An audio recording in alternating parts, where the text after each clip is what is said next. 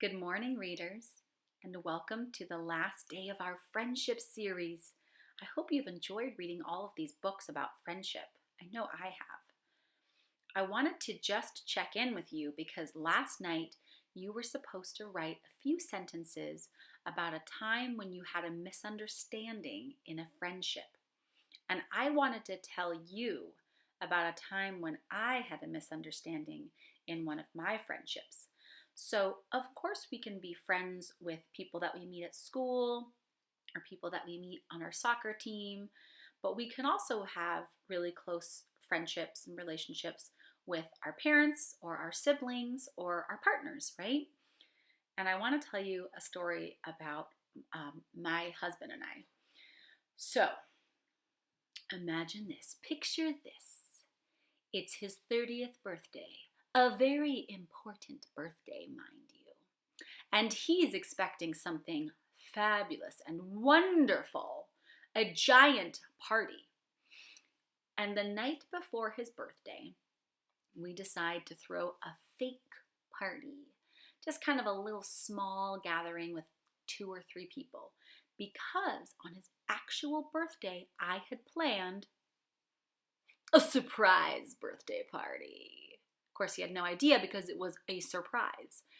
So we're hanging out the night before his birthday with a couple of our friends.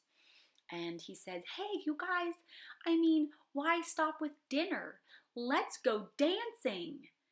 And our friends are like, yeah, okay, I guess we can go dancing. And so we go out and we're like dancing. This is how we dance.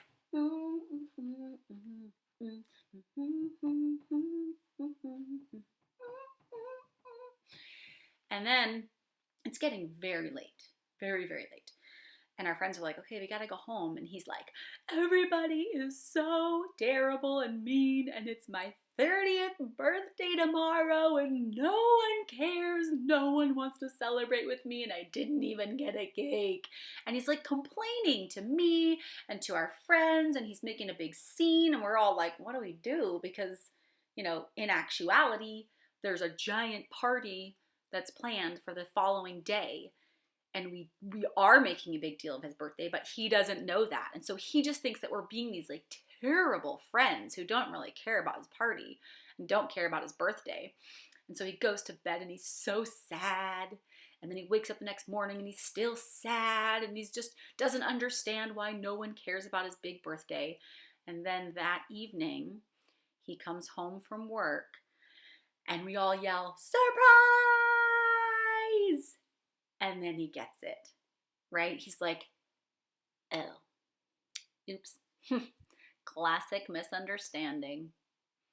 So that is my example of when there was a misunderstanding in my friendship, in my relationship with my partner, because he thought that I didn't really care about his birthday because I was trying to keep a surprise. And when he finally realized it, he was like, oh, okay, no problem, right? I get it. But misunderstandings happen all the time, and we just have to clear them up with our friends and move on and learn from them. So we are going to read, and change, right? Maybe some of those misunderstandings or struggles make us change. And I did add for Narwhal and Jelly, remember, and for Trixie and Sonia, that both those characters sort of changed either because of their friendship or because of their friendship struggle or because of the misunderstanding in their friendship. Okay, today we are reading another Mo Willems book. I told you he's one of my favorite authors. This is in the Elephant and Piggie series. This is called My Friend is Sad. And there are a bunch of books in this Elephant and Piggie series, but this one obviously is about friendship. Oh. Elephant is indeed looking quite sad. And Piggie is noticing. My friend is sad, says Piggie. I will make him happy.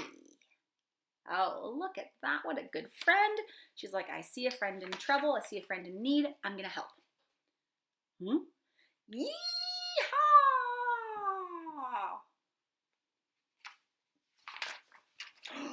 A cowboy! Now Elephant does look happy, huh? Wait. Oh. Gerald loves cowboys. But he's still sad. Well, that's confusing. Looks like Piggie's trying something else. Being a cowboy didn't work, so she's trying something different.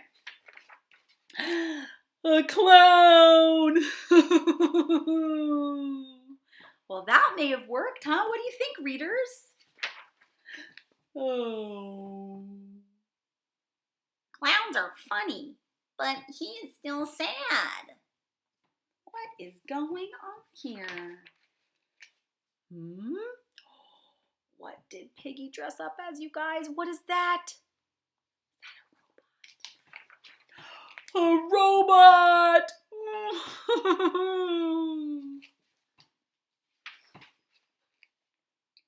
Oh.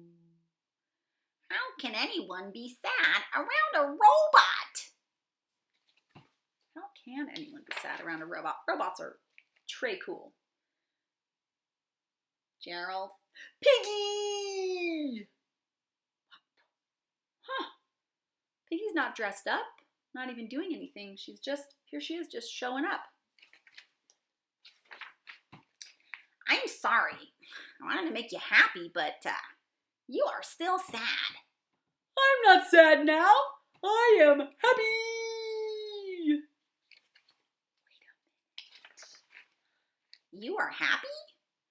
I am happy because you are here.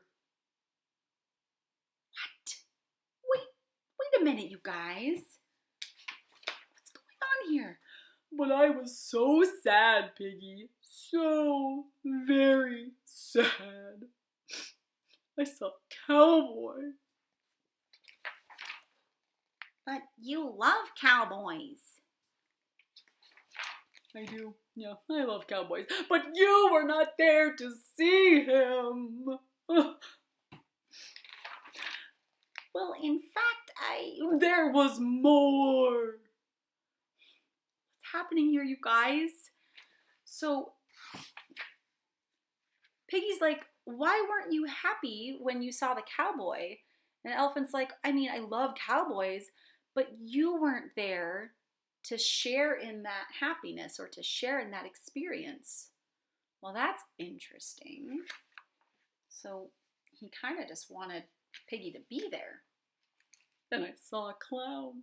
A funny, really funny clown. Piggie's like, what is going on here, man? Come on. But you were not there to see him. And Piggie's like trying to tell him, that was me. But she's not really finding a way to tell him that, is she? There was more. Look at that. He shouted so loud, Piggie fell over, flipped backwards. My goodness. I saw a robot. A cool robot. And my best friend was not there to see it with me. Oh. Piggie's like, I think I'm finally getting it. What is Piggie finally getting? Gerald didn't care about the robot or the cowboy or the clown. Gerald just wanted his best friend. But, you see, so she's like, I think I'm going to tell him. And then she's like, well, I'm here now. You are. Yeah, you are here now. My friend is here now. Oh, look at that lovely embrace. That's a very sweet hug. And Gerald is just so happy to have his friend there with him. I need my friends.